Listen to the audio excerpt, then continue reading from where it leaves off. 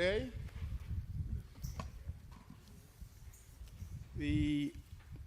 Let's talk about where we are today. First, on the facts first, total number of hospitalizations is down. That's good news. The rolling average of hospitalizations is down. That's good news. The intubations are down. And the new cases are up a little bit on the rolling average, but all part of the decline. So that's all good news. Number of deaths ticked up, which is terrible news, but the overall line is still good. And the 109 families that lost a loved one, they are in our thoughts and prayers. What does a governor do on Memorial Day weekend? People ask me all the time, what do you do? So what does a governor do on Memorial Day weekend? You go to the beach. That's what a governor does. And he brings his friends. And I'm here with my friends today from the far right, Gareth Rhodes, to my immediate right, Melissa DeRosa, Secretary to the Governor, to my left, Robert Mahica, Budget Director for the great state of New York, and Dr. Jim Malatras, who is not a real doctor, but he likes to be called doctor. So we're at the beach. Beaches in New York State beaches are open. Jones Beach, the Sunken Meadow Beach, Hither Hills, Robert Moses Beach. Campgrounds, RV parks open tomorrow, and we're excited about that. We remind all New Yorkers to be smart in what they're doing. We're now decidedly in the reopening phase, and we've been following the numbers from day one, not emotions, following the science, not the politics. This is not a political ideology question. This is a public health question. It's about a disease, stopping the spread of the disease, and that's science. It's not politics. We have all the numbers posted for all regions in the state. We want people to understand the numbers. We want people to understand what's going on, because it's their actions that determine our future. So informing the people of the state, that's what I've done from day one, every day, and that's what we'll continue to do. Also, we feel that this is a case of first impression. We've never been here before. We've never been here before in our lifetimes. That's true. But the country has been through this before, and you learn from the past so you don't make the same mistakes. When we went through this in the 1918 pandemic, you go back and you look at the places that opened in an uncontrolled way, and you see that the virus came back and came back with a fury. So this is not, again, it's not about what you think, ideology. This is what we know. These are facts. You go back and you look at what happened in the 1918 pandemic in St. Louis. Go look at Denver, where they loosened up too quickly and the virus came back. Article in the paper today, the Washington Post, 24 states may have an uncontrolled growth of the virus. They're talking about California and Florida may still see a spike in the number of deaths, okay? Those are all facts, and they reinforce the point that we've been making. Follow the numbers, follow the science. And we have done just that. That's why you see our curve is coming down, where many places in the country the curve is going up. Remember, what happened to us was no fault of our own. Actually, it makes the point, because what happened to us was we did not have the facts when this started. Everybody said the facts were the virus was coming from China. Those were not the facts. The virus had left China. The virus went to Europe, and nobody told us. And people came from Europe to New York and to New Jersey and to Connecticut. And 3 million European travelers came, January, February, March, before we did the European travel ban. And they brought the virus to New York, and that's why the New York number was so high. We didn't have the facts. We were not informed. But once we got past that and we were in control, we have been smart. And smart has worked. We just have to stay smart. Even though it's been a long time and people are anxious, we have to stay smart. You keep watching those numbers. The Mid-Hudson is still on track on the numbers to open Tuesday. Long Island is on track to meet the numbers on Wednesday. We have to get the number of deaths down on Long Island, and we have to get the number of tracers up, but we're doing that. We're preparing for Long Island to open. We're getting the transportation system ready. It's run, the Long Island Railroad is run by the MTA. They're going to be cleaning and disinfecting all trains and buses every day. First time ever. We never disinfected buses and trains before. We never thought we had to, but we get it now, and they're doing it every day. They're going to add more cars to the trains so people can space out and socially distance when Long Island opens. I want people to remember that a mask is mandatory on public transportation.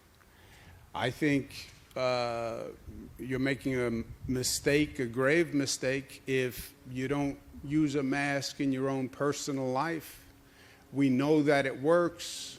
We know that the first responders have a lower infection rate than the general population because they wore the masks. So I think if you don't wear the mask in your personal comings and goings, you're making a mistake. But I do know, as governor, if you're going to subject other people in the public to your behavior, then you have to wear a mask when you can't socially distance, and that's true on public transportation.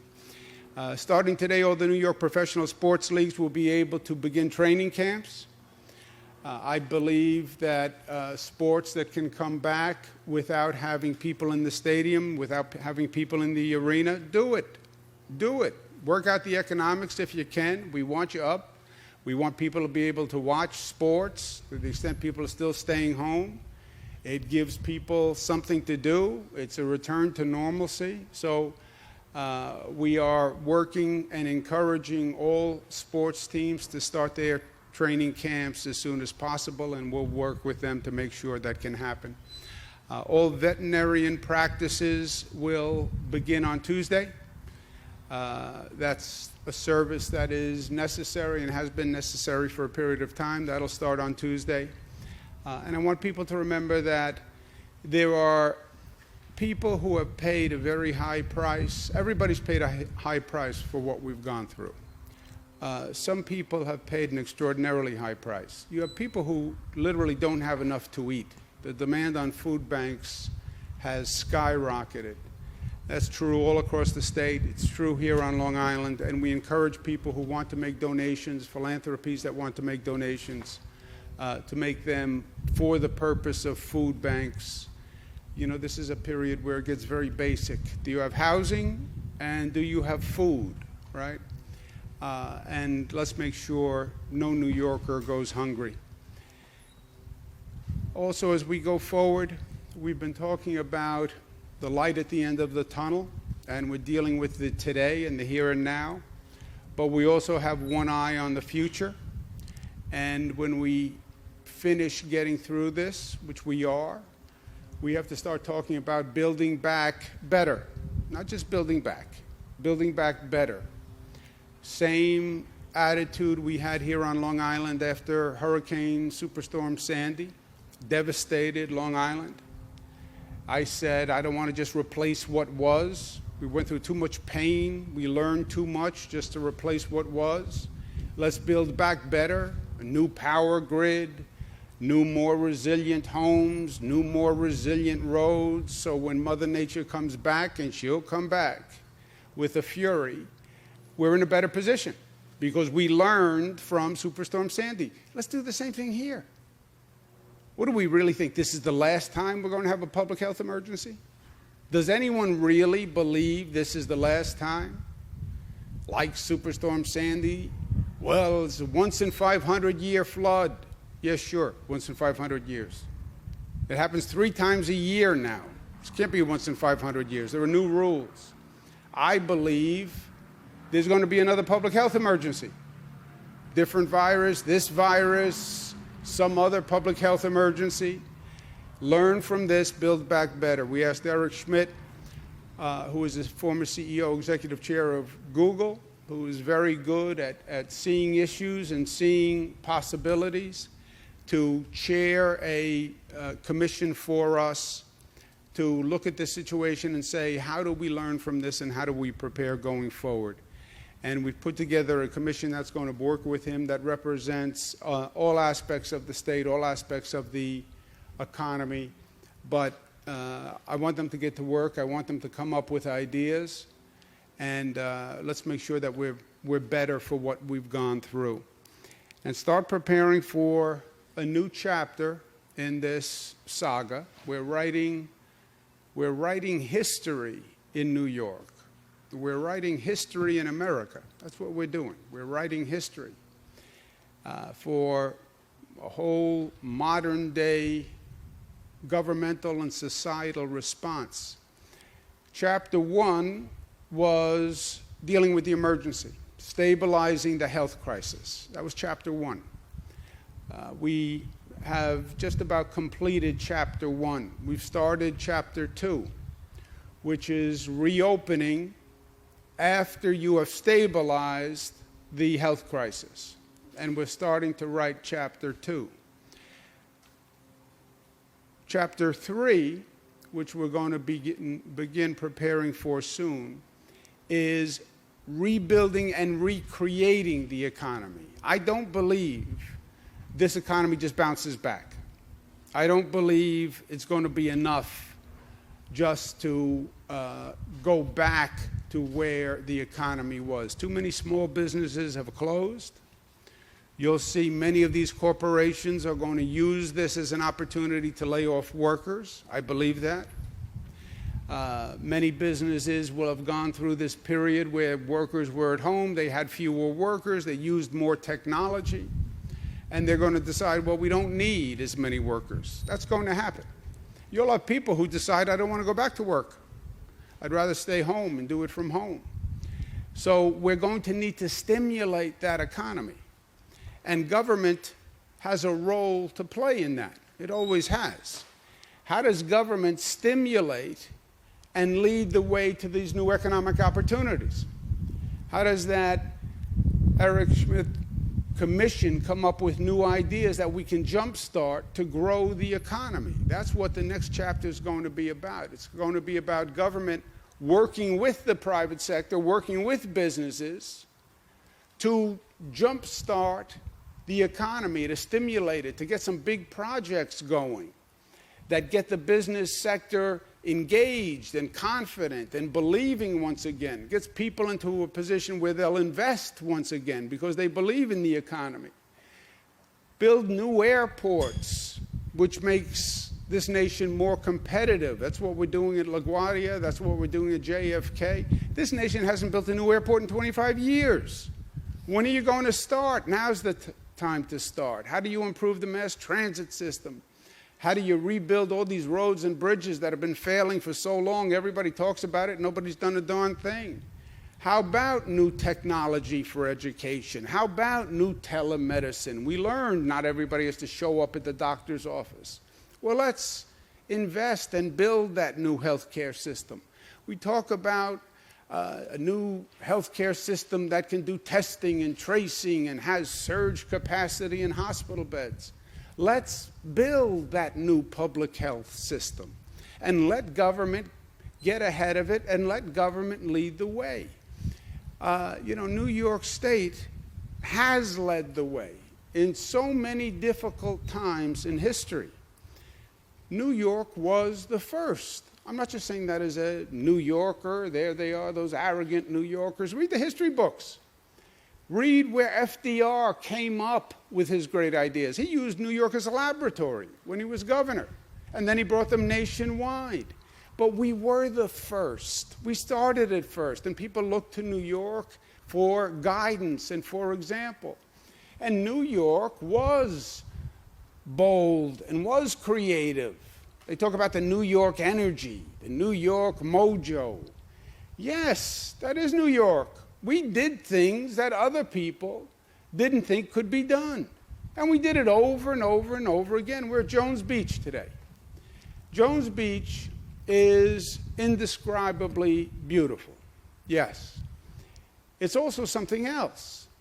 It was a tremendous feat of ambition and vision meeting competence. Jones Beach, built by Robert Moses. You know what's funny about Jones Beach when he started to build Jones Beach? There was no beach. There was no beach. People assume you have a beach because Mother Nature put a beach there. There was no beach.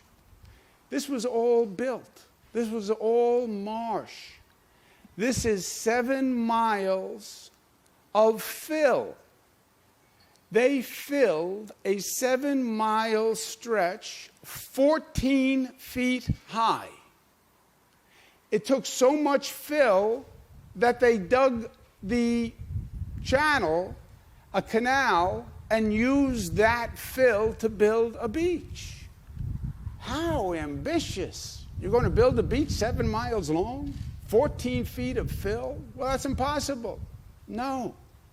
They did it in 3 years. And it was a marvel because they believed in themselves. Because you had smart government. You had competent government. People believed in government.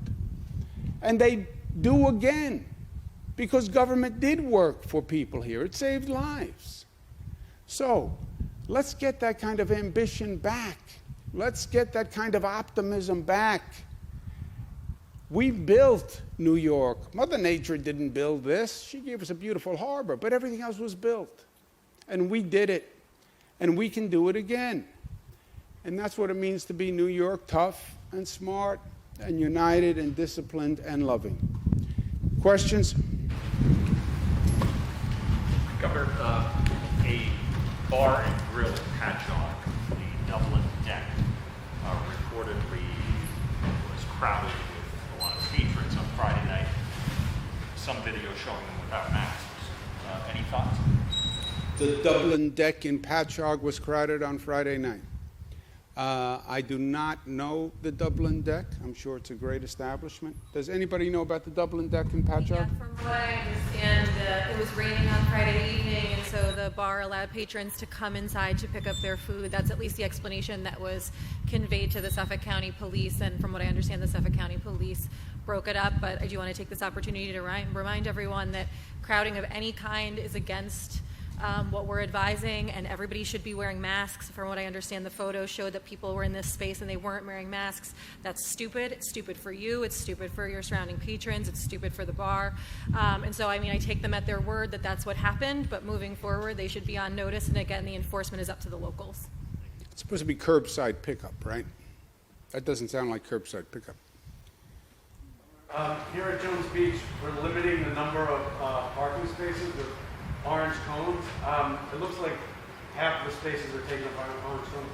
I'm just wondering, when the weather this week gets warmer and warmer and we start getting crowds of people with quarantine fatigue looking for some relief coming here, are they going to find that there's no place to park and that they just took an hour trip for nothing and they're going to go back home with their car full? Well, your observation should be technically correct. There should be orange cones in half the number of spots because we said 50% capacity is now a max. That's to make sure that we have social distancing on the beach. We can do social distancing on the beach because we're at 50% of max. We have not reached 50% of max, so no one has been turned away. But as the weather gets warmer, I expect more people will come. And the reopening of the economy is going to be across the board, right? We start gradually, we start slowly. We make sure we're all being smart so the virus infection rate stays down, and then we continue to reopen. Based on what he said, as the summer goes on, would it be a possibility of maybe having odd number of license plates or even on certain days? Okay, if you get to that point, you could. But if we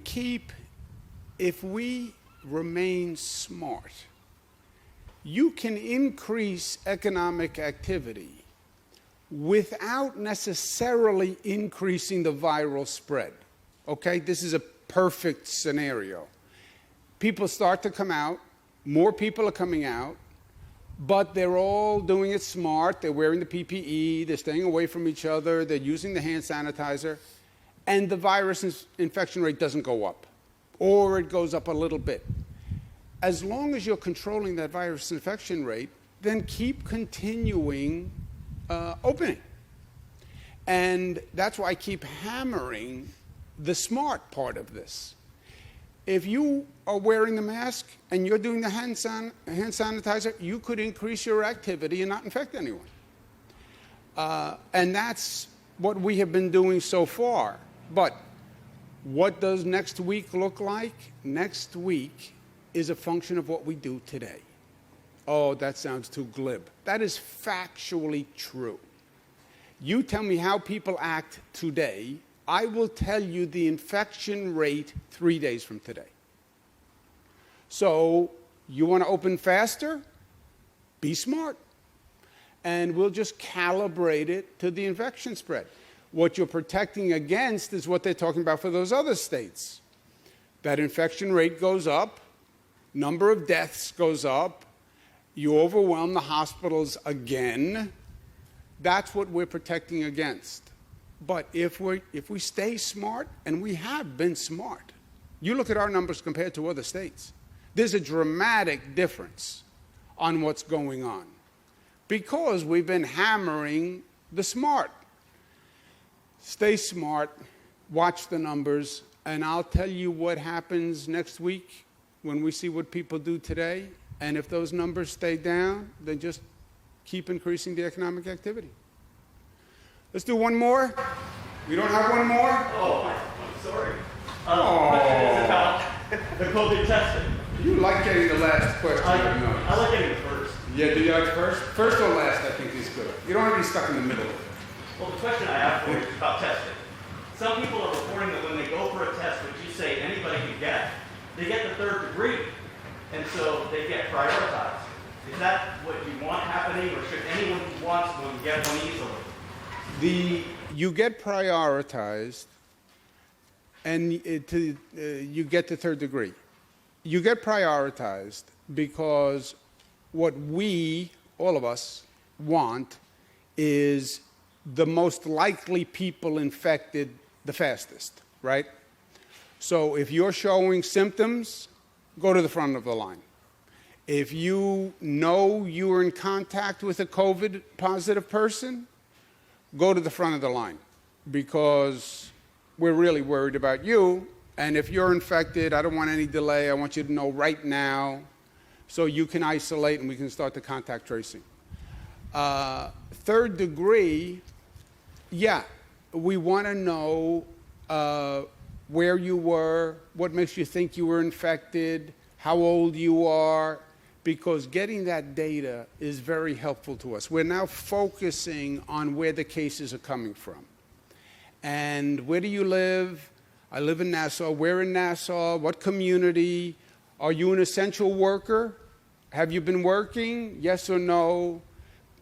Just to give us data. It's all private, but we want to get the data so we know where is the infection coming from so we can really, like a laser beam, focus on those areas. What if someone's being denied or saying, no, not you, not yet? That's not the situation we're in.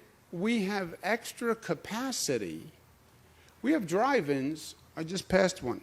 We can do 15,000 tests a day. We're only doing 5,000 tests a day. So it's not that we're at a capacity level. We have more capacity for the public than we are now using. And that's why I keep encouraging people to come out. But yes, there's a prioritization. If I think you're positive, and there's a likelihood you're positive, I want to get you tested by 1 p.m. So you're isolated at 1:20 and you don't infect anyone else, right? It's all about keeping that infection spread number down. All right? Let's enjoy Memorial Day weekend. Thank you all very much for taking the time. Thank you.